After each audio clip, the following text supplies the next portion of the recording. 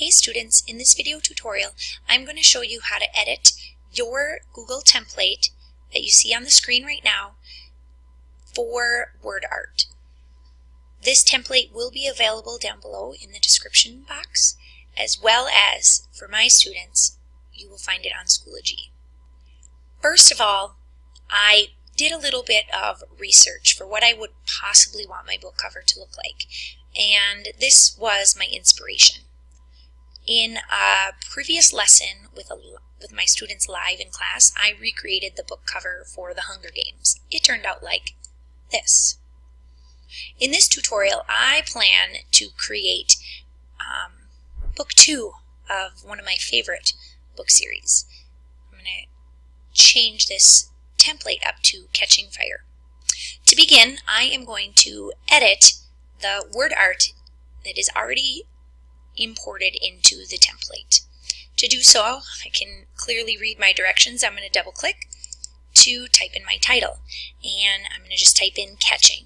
On purpose, I am only going to be typing in one word. You'll see why in just a little bit.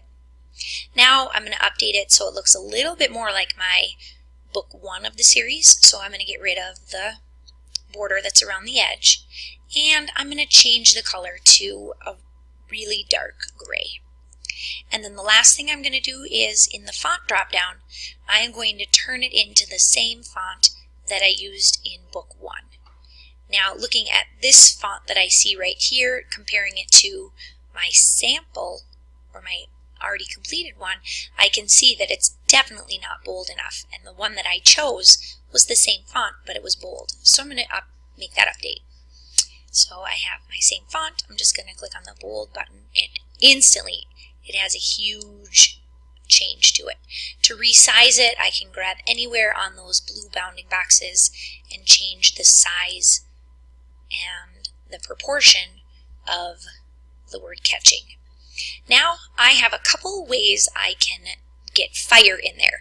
My favorite is to simply copy what is already there, so I have the right color, the right font, the right boldness, and I'm going to paste in the same thing.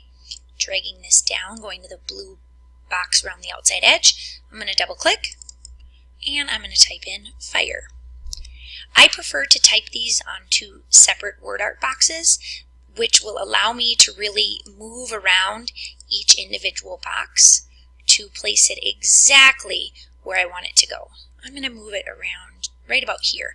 I plan on putting a logo up here, and you can see that in a later video. So that looks pretty good right now. I want fire to be nice and big. I might stretch it out a teeny bit more. I'm going to use my arrow key on my keyboard to move it down one click, and then get a quick little preview. So that looks pretty good. Now it says I also need to edit in an author, which is really important, and I like to save my time, and I kind of like how this one turned out. So I'm just going to go to my version 1 or book 1, and I'm going to select that WordArt. And to save myself some time, I'm going to right click and copy this one. Let's see if I can do that again. Let's go to the outside box. There we go. Right click and copy. And then I'm going to go to my current version, and I'm just going to do a Control V because I really like keyboard shortcuts. Control V allows me to paste. And I'm just going to highlight that one and hit delete to get rid of the one that I really don't want. Now I know I'm not going to do a pink theme, a pink and orange theme on this one, so I am going to right now change the color of those words from the red that it is right now, or the pink. Let's just go to a nice deep cyan. That looks good. I'm going to leave it just like that for now.